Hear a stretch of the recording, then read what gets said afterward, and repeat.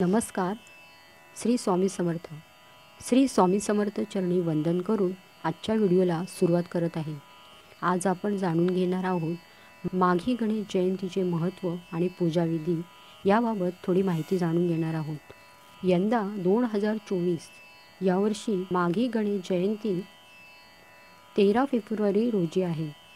माघी गणेश जयंती या दिवशी गणपती बाप्पाची मूर्ती आणून पूजा केली जाते. गणपतीचे एकंदरीत 3 अवतार मानण्यात येतात. या तिन्ही अवतारांचे जन्मदिवस वेगवेगळे आहेत. पहिला म्हणजे वैशाख पौर्णिमेचा पुष्टीपती विनायक जयंतीचा दिवस आणि दुसरा भाद्रपद शुक्ल चतुर्थीचा पार्थिव गणेश जन्मदिवस. तिसरा माघ शुक्ल चतुर्थीचा श्री गणेश जयंतीचा दिवस. तर उद्या माघी गणेश जयंती उत्सव साजरा करण्यात येणार आहे.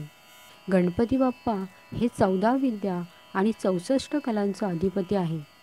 या गणपती बाप्पाचा माघ महिन्यातील उत्सव उद्यापासून सुरू होत आहे. माघी गणेश जयंती उद्या आहे.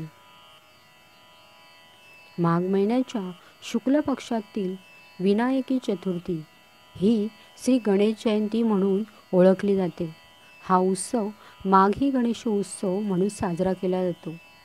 तर भाद्रपद महिन्यातील चतुर्थीच्या दिवशी श्री गणपतीची पूजा केल्यानंतर गणपतीला उकडीच्या मोदकांचा नैवेद्य दाखवला जातो.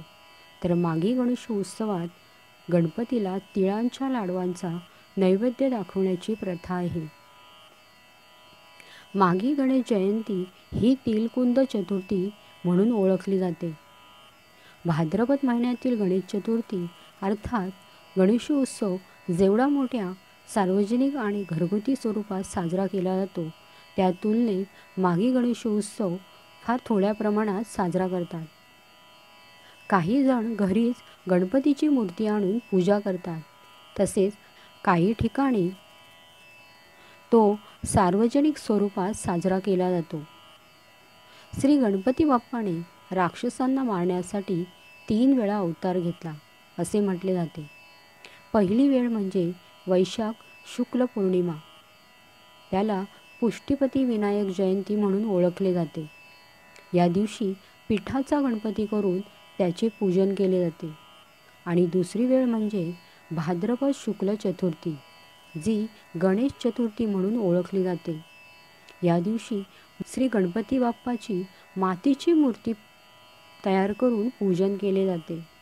हे पूजन म्हणजे एक प्रकारे पृथ्वी मातेची पूजा असते. कारण ह्या भाद्रपद महिन्यात शेतात धान्य तयार होत असते. त्याप्रती कृतज्ञता म्हणून पृथ्वीची पूजा केली जाते.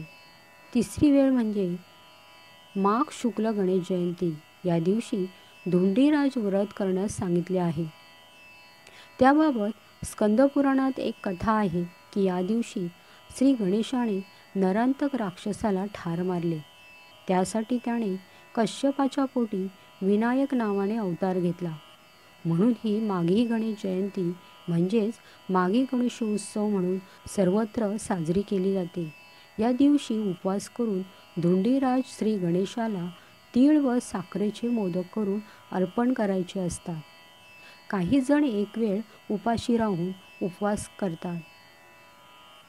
तर ह्या दिवशी पूजा कशी करायची आहे ते आपण आता जाणून घेणार आहोत.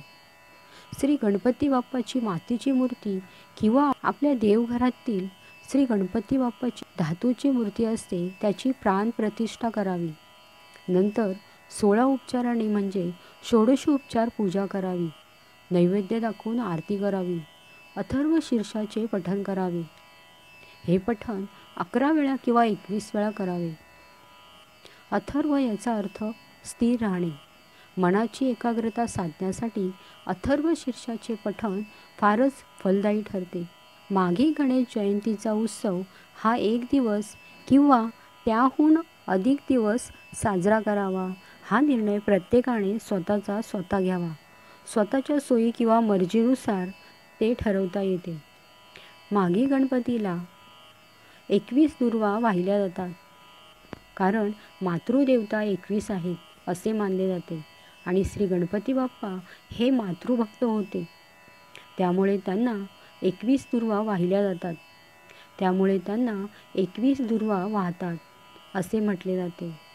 श्री गणपती बाप्पा हे 14 विद्या आणि 64 कलांचा अधिपती असल्याने त्यांच्या उपासनेने मनाची एकाग्रता साधता येते आणि हाती घेतलेले कार्य पूर्ण करता येते.